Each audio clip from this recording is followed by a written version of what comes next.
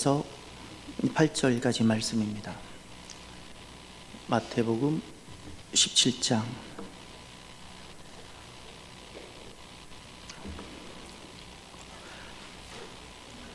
1절에서 8절까지 말씀입니다.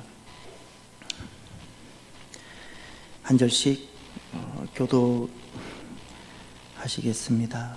엿새 후에 예수께서 베드로와 야고보와 형제 요한을 데리시고 따로 높은 산에 올라가셨더니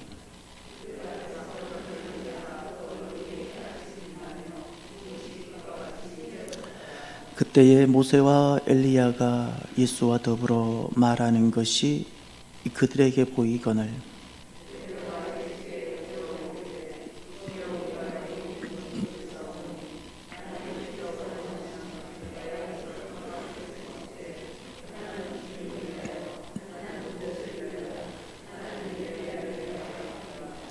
말할 때에 호련히 빛난 구름이 그들을 덮으며 구름 속에서 소리가 나서 이르되 이는 내 사랑하는 아들이요 내 기뻐하는 자니 너희는 그의 말을 들으라 하시는지라. 예수께서 나와 그들에게 손을 대시며 이르시되 일어나라 두려워하지 말라 하시니 제자들이 눈을 들고 보매 오직 예수 외에는 아무도 보이지 아니하더라. 아멘. 하나님께서 나타나시는 곳이 있습니다. 하나님께서 능력으로 임하시는 곳이 있습니다. 하나님께서 기적과 능력으로 임하시기 때문에 우리가 하나님을 눈으로 볼 수 있습니다. 그곳이 어디일까요? 에클레시아입니다. 에클레시아. 에클레시아는 하나님께서 나타나시는 곳이고 기적으로 임하시어서 우리가 눈으로 볼 수 있는 것. 그래서 우리가 살아가면서 우리가 훼손되지 않도록 보존해야 하는 것이 있고 반드시 처음 상태로 유지할 수 있도록 해서 다음 세대에 물려줘야 되는 보존해야 되는 것이 있습니다. 우리가 반드시 값을 지불해서라도 보존하고 보존해야 되는 것이 있는데 그 중에 가장 가치 있는 것이 무엇일까요? 에클레시아, 하나님의 나라입니다. 이 하나님 나라는 훼손되지 않도록 그곳은 하나님이 임하시는 곳이고 능력으로 나타나서 우리가 하나님을 뵙는 곳이기 때문에 이곳은 우리가 어떻게 해서든 보존하고 보전할 수 있게 되기를 바랍니다. 이 보존하고 보전하는 것을 개혁이라 부르는 겁니다. 이것이 개혁입니다. 상식의 틀을 함께 깹시다. 상식의 수준으로는 절대 하나님 나라가 보존되지 못합니다. 내 한계에 갇히지 말아 봅시다. 내 손의 능력으로는 하나님 하시는 것을 우리는 도무지 보지도 못하고 측량되지도 못합니다. 저와 여러분들이 담대하게 그리고 거침없이 상식의 틀을 한번 깨어보고 한계를 뛰어넘어 하나님께서 어떻게 임하시는지, 하나님께서 어떻게 역사하시는지를 우리의 삶이 온통 하나님의 기적과 역사로 가득한 일상이 되는 그런 은혜가 되시기를 바랍니다. 이런 질문을 드려볼까요? 사람은 저마다 이렇게 자기가 좋아하는 것이 있고 사랑하는 것이 있죠. 하나님은 누구를 사랑하실까요? 하나님은 무엇을 기뻐하실까요? 하나님은 어떤 사람을 사랑하실까요? 왜 문제 많았던 다윗을 하나님은 그토록 사랑하셨을까요? 왜 내 마음에 합한 자라고 인생이 받을 수 있는 최고의 하나님으로부터 사랑을 다윗은 받아낼 수 있었을까요? 다윗 함부로 폄하하지 마세요. 하나님 그를 그토록 사랑하셨어요. 그토록 하나님 사랑하셨어요. 반대로 나름 정치나 군사 모든 면에 나이스하게 한 사람 사울왕, 정치적인 면에서도 군사적인 면에서도 굉장히 나이스하게 한 사울은 왜 하나님이 그토록 미워하셨을까요?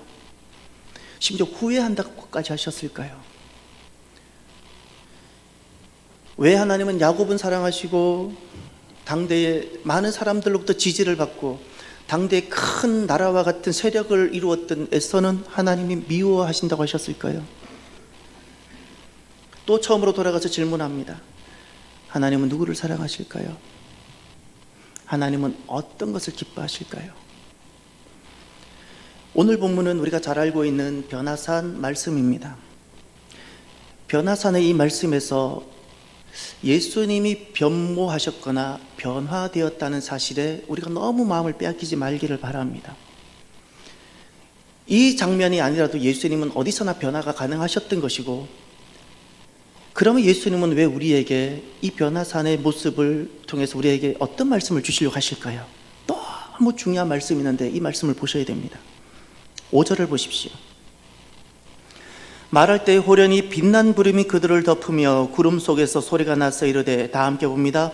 이는 내 사랑하는 아들이요 내 기뻐하는 자니 너희는 그의 말을 들으라 하시는지라. 아멘. 내 사랑 밑줄 치세요. 내 기뻐하든 밑줄 치세요. 하나님이 사랑하시다는 겁니다.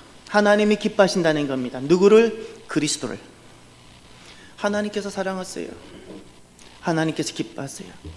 이 내가 사랑한다, 사랑한다라는 이 단어가 히브리어로 다윗입니다. 내가 기뻐한다 이 단어가 아비가일입니다. 다윗과 아비가일. 내 사랑하는 자요 내 기뻐하는 자라는 이 표현이 또 다른 본문에 등장합니다. 지금 이 변화산 사건 말고 또 등장하는데, 마태복음 3장으로 가십시오. 마태복음 3장 17절. 예수님께서 공생애를 시작하기 위해서 세례를 받으십니다. 예수님께서 받으시는 세례는 우리가 받는 세례와 전혀 다릅니다. 우리는 죄 때문에 받는 것이지만 예수님은 공적 사역을 시작하는 의미로 세례에 참여하시는 겁니다. 그때 17절을 보십시오. 하늘로부터 소리가 있어 말씀하시되, 다 함께 봅니다. 이는 내 사랑하는 아들이요 내 기뻐하는 자라 하시니라. 아멘. 똑같은 말씀. 내 사랑, 하나님 사랑입니다. 내 기쁨, 하나님의 기쁨. 하나님은 반드시 사랑하는 사람이 있고 하나님은 반드시 기뻐하는 것이 있습니다. 공생에 시작하는 이 수세 장면에서 하나님의 사랑이 나타났고 하나님의 기쁨이 나타났습니다. 변화산 예수님을 변모하는 그 장면에서 하나님의 사랑이 나타났고 하나님의 기쁨이 나타났습니다. 다윗과 사울의 그 관계 속에서 하나님의 사랑이 나타났고 하나님의 기쁨이 나타났습니다. 야곱과 에사의 관계 속에서 하나님의 사랑이 나타났고 하나님의 기쁨이 나타났습니다. 하나님은 누구를 사랑하실까요? 하나님은 무엇을 기뻐하실까요? 저와 여러분이 하나님께서 사랑하시는 사람이 되기를 바랍니다. 저와 여러분이 하나님께서 기뻐하시는 그 일을 행하며 살아가는 하나님의 기쁨이 되시기를 바랍니다. 무엇을 하나님은 기뻐하시고 하나님은 누구를 사랑하실까요? 오늘 본문으로 돌아가셔서 먼저 1절 한번 보십시오. 엿새 후에 예수께서 베드로와 야고보와 형제 요한을 데리시고 따로 높은 산에 올라가셨더니, 여기 높은 산에 주님께서 따로 데리고 올라간 세 사람이 있습니다. 높은 산, 이곳을 대부분의 모든 신학자들이 동의합니다. 헬몬 산이었을 거라고. 그런데 여기에 보면 예수님의 제자가 12명이었는데 그 중에 3명만 따로 데려갑니다. 변화산에서 예수님이 변모하는 모습은 3명에게만 보여주셨습니다. 3명에게만 은혜를 베풀어 주셨습니다. 베드로와 야고보와 요한에게만. 예수님께서 특별하게 3사람만 따로 데리고 은혜를 베푼 장면들이 몇 번 있습니다. 이제 마가복음 본문으로 함께 보도록 합니다. 마가복음 5장을 가보십시오. 마가복음 5장 가면 달리다 쿰 사건이 나옵니다. 오늘 우리가 다니엘, 숨 다니엘, 새벽 말씀이 숨 다니엘에 있죠. 거기 가면 쿰 달리다가 등장합니다. 마가복음 5장 몇 절로 가시냐면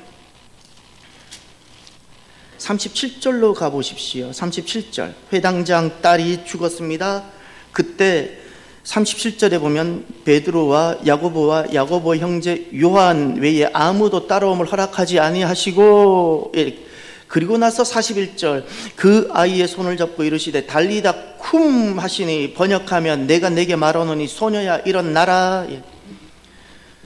첫 번째, 주님께서 3명만 특별히 데리고 가셔서 보여주신 장면이 있습니다. 죽음을 이기고 살아나는 장면. 할렐루야. 죽음의 자리였습니다. 두 번째가 마가복음 9장을 가십시오. 마가복음 9장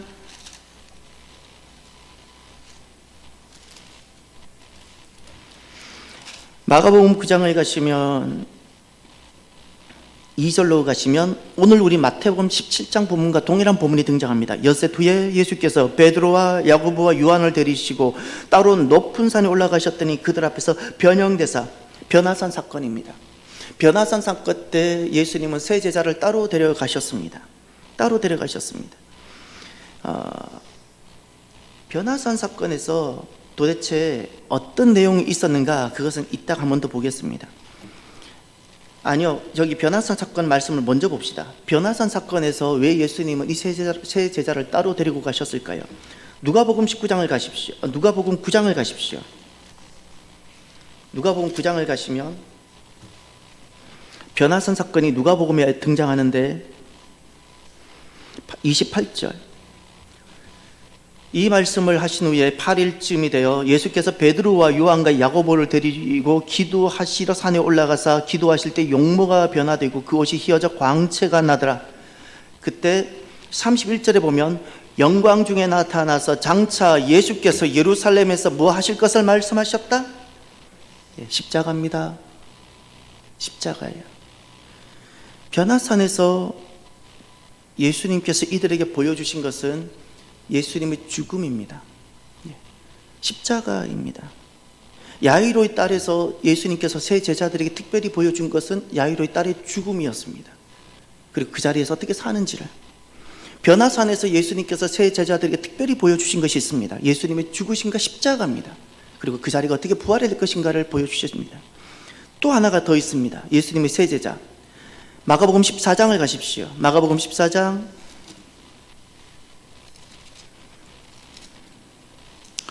마가복음 14장을 가셔서 예수님은 마지막으로 세 제자를 따로 부르십니다. 겟세마네 동산입니다. 몇 절을 보시냐면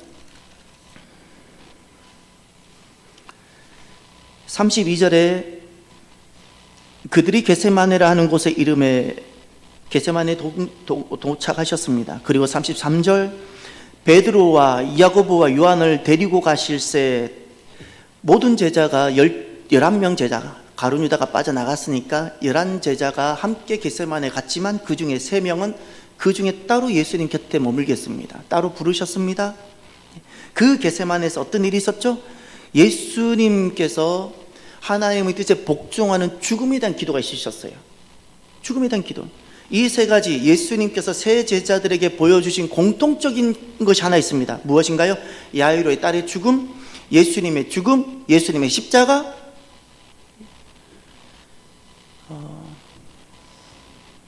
죽음의 순간 곁에 있는 것이 사랑이고 죽음의 순간 곁에 있어주는 것이 기쁨입니다.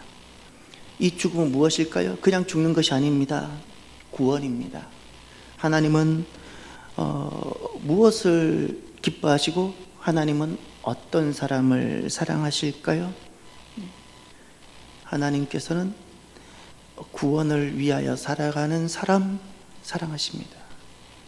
하나님께서는 그 구원을 위하여 함께하는 사람, 함께하는 모든 것 기뻐하십니다. 그것이 세 제자였습니다. 사랑하는 성도 여러분, 지난날 주님께서 세 제자들에게 특별한 은혜를 베풀어 주셨습니다. 이 세 제자는 특별합니다. 베드로와 야고보와 요한입니다. 베드로는 예수님이 떠난 다음 예수님의 그 모든 것들을 이어받아 교회의 전체 리더십이 되고 이끌어가야 될 가장 크게 고난도 받고 가장 크게 섬겨야 될 사람입니다. 그에게 죽음이 얼마나 큰 구원이고 십자가가 얼마나 큰 구원인지를 보여주셨습니다. 야고보는 왜 주님 이것이 필요했을까요? 야고보에게는 왜 지금 이 죽음을 먼저 보여주시는 은혜를 베풀어 주셨을까요? 예수님의 12제자 중에서 가장 먼저 숭배할 사람, 가장 먼저 영광의 자리에 나아갈 사람이기 때문에 너가 맞이해야 될 이 장면이 얼마나 영광스러운 것이고 복된 것인지를 보여주신 겁니다. 그럼 요한에게는 왜 이것이 필요했을까요? 요한은 12사도 중에서 가장 마지막까지 남으면서 모든 고난과 모든 환난을 온몸으로 다 받으면서 마지막까지 남아서 그리스도의 복음을 전해야 될 사람. 그래서 주님께서는 이 세 사람에게 특별히 무엇이 진짜 하나님께서 기뻐하시고 하나님께서 사랑하는 사람은 무엇인지를 정확하게 계시해 주셨습니다. 하나님께서 사랑하시고 하나님께서 기뻐하시는 것은 바로 십자가 안에 있는 바로 그 구원의 사람입니다. 구원의 삶입니다. 구원을 위하여 살아가는 그 사람을 하나님은 사랑하시고 구원의 길을 걸어가는 그 걸음을 주님께서 기뻐하십니다. 그래서 하나님은 다윗을 기뻐하셨고 사울을 후회하셨던 겁니다. 그래서 야곱을 하나님은 기뻐하셨고 에서를 미워하셨던 겁니다. 그 많은 은사를 주시고 그 많은 기회를 주었는데 그저 자기 세력만 넓히고 자기만을 위해 살아갔던 에서, 그저 자기만을 위해 자기 이름만을 위해 살아갔던 사울, 그래서 하나님은 그에게 그들이 기쁨이 되지 못했던 겁니다. 미워했다는 것은 사람이 생각하는 저주했다는 뜻이 아니라 하나님의 기쁨이 되지 못했다는 겁니다. 구원을 실패했다는 뜻입니다. 구원을 실패한 겁니다.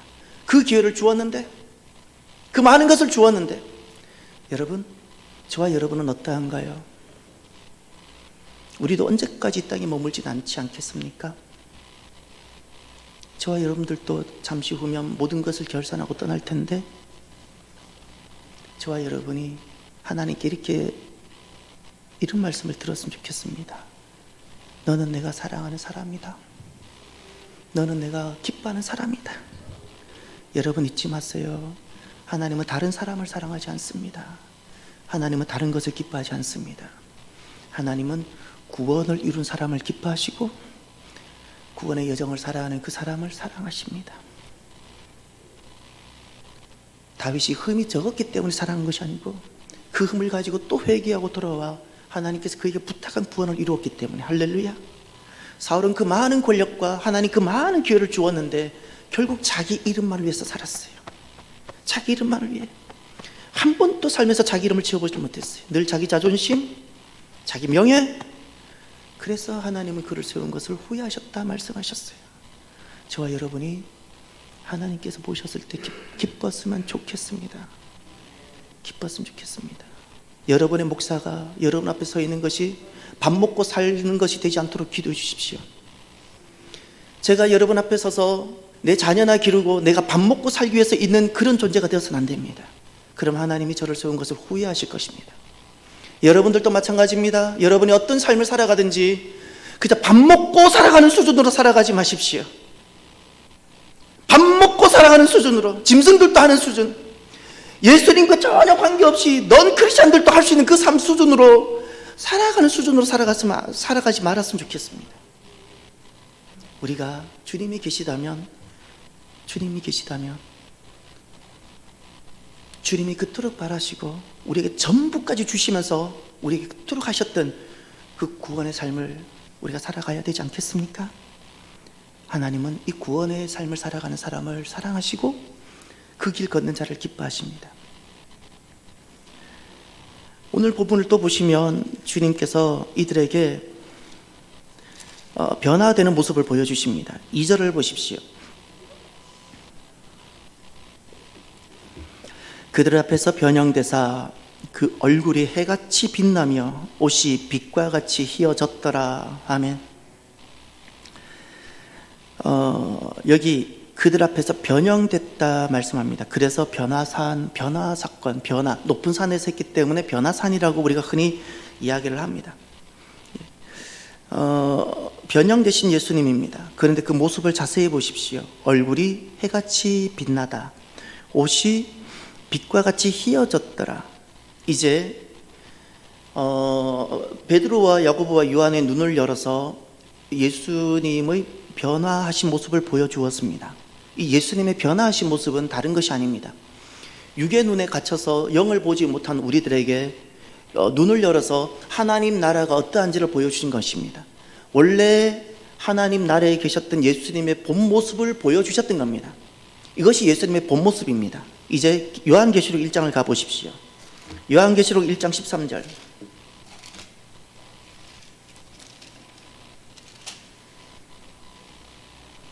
요한계시록 1장 13절에 가면 주님께서 오늘 이 변화산 사건에 있었던 한 사람, 사도 요한의 눈을 열어서 마지막에 일어날 때를 보여주셨는데 1장 13절에 가면 촛대 사이에 인자 같은 이가 발에 끌리는 옷을 입고 가슴에 금띠를 띠고, 여기 인자 같은 이가 바로 지금 이 세 제자들 바로 곁에 서 계셨던 예수님이십니다. 그런데 14절을 보십시오. 그의 머리와 털의 희기가 흰 양털 같고 눈 같으며 그의 눈은 불꽃 같고, 지금 흰 양털 같다, 눈 같다, 무엇인가 하얗다는 겁니다. 빛난다라는 뜻입니다. 또 14절에 눈은 불꽃 같다, 발은 풀무불에 단련한 빛난 주석 같고 그의 음성은 많은 물소리와 같으며, 지금 사도 요한이 표현할 수 있는 당시 언어로, 당시 가지고 있는 단어로 표현할 수 있는 것을 표현한 겁니다. 지금 만약에 사도 요한이 지금 우리 세대와 동일하게 살아가고 있다면 우리가 쓰고 있는 언어로 다시금 표현을 했을 겁니다. 그 당시 2000년 전 사도 요한이 쓸 수 있는 모든 단어로 그가 보았던 예수님 모습을 표현하고 비유를 해낸 겁니다. 지금 변화산에서 본 모습과 너무나도 동일한 것이 있는데 그것이 무엇인가요?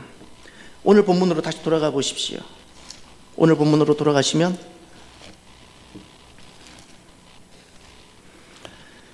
그들 앞에서 변형되사 그 얼굴이 어떻게 해같이 빛나며 옷이 어떻게 빛과 같이 휘어졌더라? 같은 말씀이에요.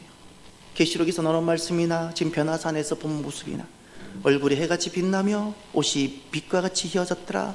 아멘. 여러분 옆에 있는 분들한테 서로 인사 이렇게 해주세요. 권사님은, 집사님은 그 나라에서 얼굴이 해와 같이 빛날 것입니다. 인사해 주세요. 권사님은, 장로님은, 집사님은 그 나라에서 얼굴이 해와 같이 빛날 것입니다. 할렐루야. 예. 지금 이 예수님의 모습은 장차 변화될 그 모습을 우리에게 미리 보여주셨습니다. 승리한 성도들의 모습입니다. 승리한 성도들의 모습이 지금 예수님 안에 있는 겁니다. 예수님의 변화의 모습은 결국 우리의 모습인 줄 믿으시기를 바랍니다. 그래서 요한계시록에 보면 승리한 성도들이 동일하게 흰옷을 입었다, 세마포를 입었다는 표현이 나옵니다. 이 말씀과 동일한 겁니다.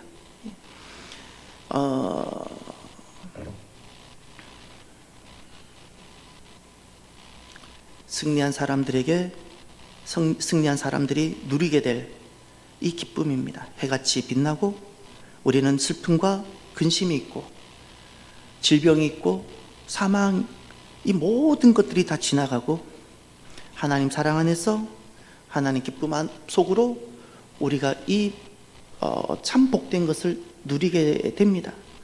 사랑하는 성도 여러분, 예수님이 보여주시는 이 변화됨, 이것은 장차 승리한 성도들 모두가 누리게 될 바로 그 모습인 줄 믿으시기를 바랍니다. 그러니 이 땅 살아가면서 가장 가치 있는 것은 하나님의 사랑을 입는 그 삶을 살아가는 것. 할렐루야. 하나님이 기뻐하시는 그 구원의 여정을 걸어가는 것. 이들에게는 그날의 얼굴이 해같이 빛날 것이며 그날의 옷이 옷과 같이 빛과 같이 휘어질 것이 됩니다. 가장 이것이 가치 있는 일입니다. 그리고 세 번째, 4절에 가면 베드로의 바람이 나오고 주님의 원하심이 나옵니다. 베드로가 예수께 여쭈어 이르되 주여 우리가 여기 있는 것이 좋사오니, 베드로의 바람입니다. 그 다음 말씀을 보세요. 만일 주께서 원하시면, 베드로의 원함과 주님의 원함, 베드로의 바람과 주님의 원함 일치가 되나요? 일치가 되지 않고 있습니다. 사랑은 내 뜻과 주님의 뜻이 하나 되는 겁니다. 같아지는 겁니다. 베드로의 바람과 주님의 원함이 지금 다릅니다. 베드로의 바람은 이겁니다. 내가 여기서 초막셋을 짓되 하나는 주님을 위하여, 하나는 모세를 위하여, 하나는 엘리야를 위하여. 베드로의 바람입니다. 근데 주님의 원하심이 성부 하나님의 말씀을 통해서 나타났습니다. 5절을 보십시오. 5절에 보면 무엇을 하나님은 원하시는가가 나옵니다. 말할 때에 호련히 빛난 구름이 그들을 덮으며 구름 속에서 소리가 나서 이르되, 다 함께 봅니다. 이는 내 사랑하는 아들이요 내 기뻐하는 자니 너희는 그의 말을 들으라 하시는지라. 그의 말을 들으라라는 것은 따르다, 복종하다, 그의 모습이 내 것이 되게 하라, 이런 말씀입니다. 단순히 귀의 문제가 아닙니다. 삶의 문제입니다. 믿음의 문제입니다. 그런데 무엇을 말씀하셨습니까? 이는 내 사랑하는 아들이요 내 기뻐하는 자니. 하나님의 원하심은 무엇이었습니까? 우리가 하나님의 사랑의 사람이 되는 것이고 하나님의 기쁨이 되는 것입니다. 할렐루야. 바로 그것입니다. 하나님은 누구를 사랑하실까요? 하나님의 목적이었던 구원의 삶을 살아가는 그 사람. 하나님은 어떤 것을 기뻐하시나요? 구원의 길을 위하여 모든 것을 내어놓고 그 구원의 여정을 기쁨으로 걸어가는 그 사람, 하나님은 기뻐하십니다. 기뻐하십니다. 이것이 하나님의 원함이십니다. 하나님이 원하심, 하나님이 원하심. 하나님이 원하심이 누가복음 그 9장에 분명히 나왔습니다. 그것이 십자가 사건 구원입니다. 사랑하는 성도 여러분, 이제 네 번째 6절을 한번 보십시오. 여기에 베드로의 두려움이 나옵니다.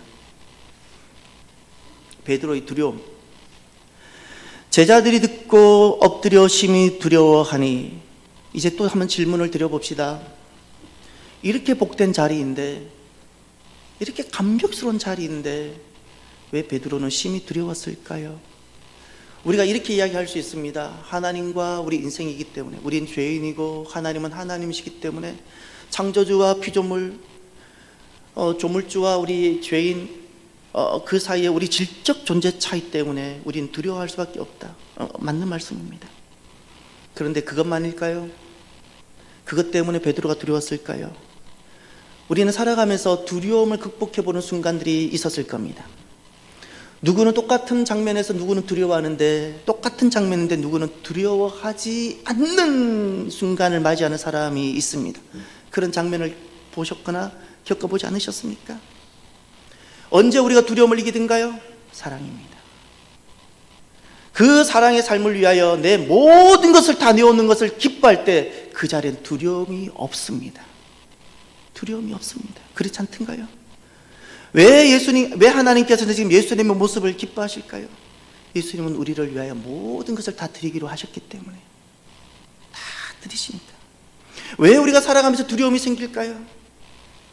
두려움이 있다는 것은 단순히 감정의 문제가 많이 아니라, 잊지 마세요. 내가 그만큼 사랑이 부족하다는 겁니다. 사랑이 부족하다는 것. 사랑하면 두려움이 없어요. 사랑은 어떤 것인가? 죽음같이 강하다 그랬어요. 죽음을 이긴다 그랬어요. 죽음이 우리를 두렵게 하잖아요.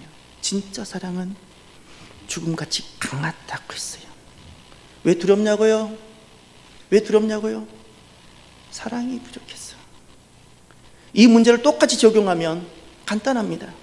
내 자녀에게 무슨 일이 생겼으면 목숨을 내어놓고라도 어떻게 돕고 싶지 않겠어요? 왜 그게 가능하죠? 왜 두려움이 없죠?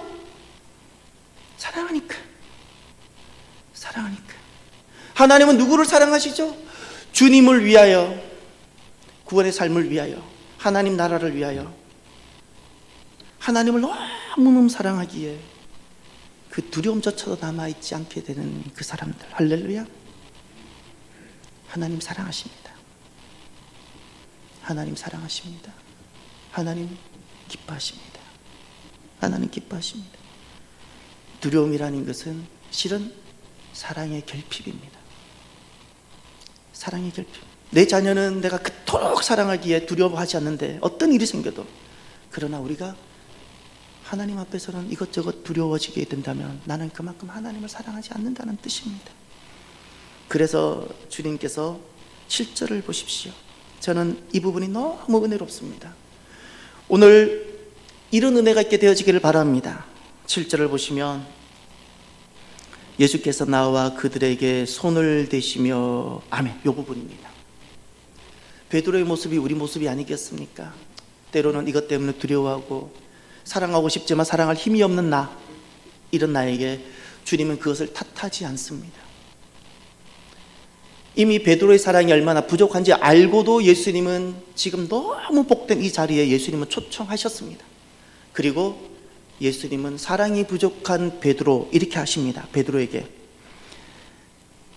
예수께서 나와 그들에게 손을 대시며, 할렐루야. 예수님의 이 손이 우리에게는 모든 두려움, 우리에게는 모든 연약함, 나를 모든 약하게 하는 것들이 다 소멸되는 손입니다. 소멸케 하는 손. 할렐루야. 오늘 이 시간 주님께서 오셔서 나에게 손을 대어주시기를 바랍니다.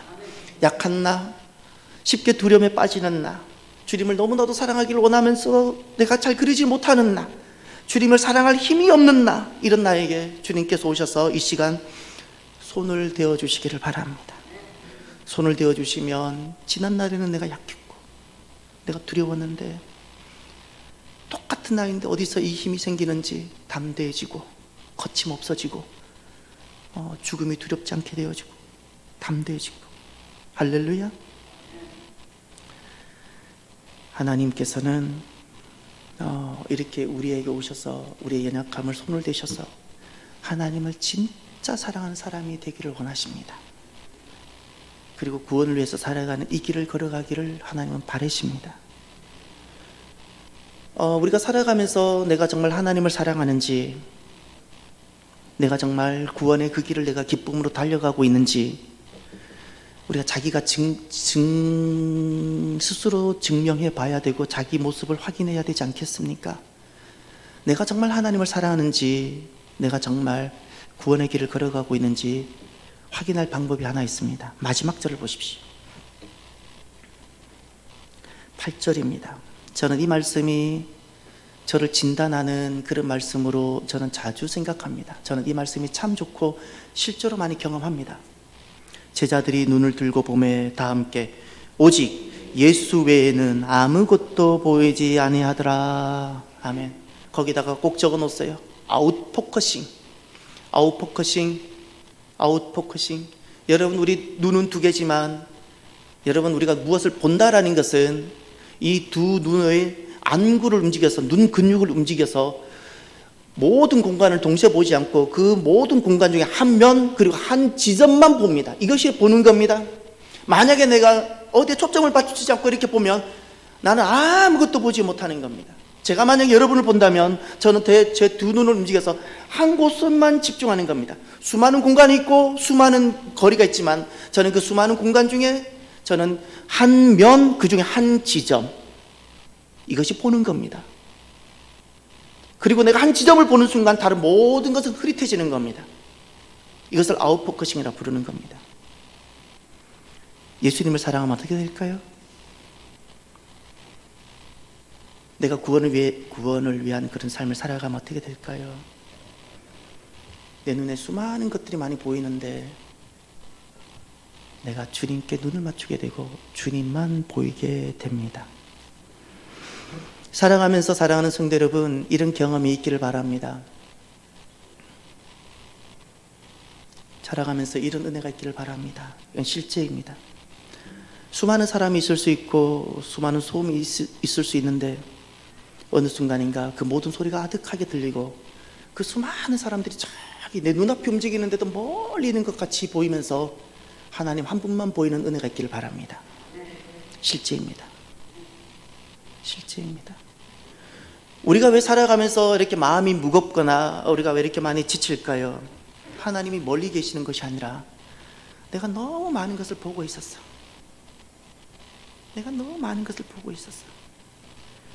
예수님만 보이면 내 인생은 너무 담대하고 너무 힘있게 될 텐데 너무 많은 것들이 보이니까 내가 지쳐가는 겁니다. 여러분, 우리 눈은 주님을 보라고 주님이 지어주신 거예요. 주님 보라고. 오늘 우리의 남은 시간, 여러분, 이런 시간 수많은 사람이 있고 세상으로부터 수많은 소리가 들려도 다 아웃포커싱이 되고 여기를 봐도 주님이, 저기를 봐도 주님이 보이는 그런 남은 오후가, 그런 남은 삶이 되기를 주의 이름으로 축원합니다. 기도합시다. 하나님,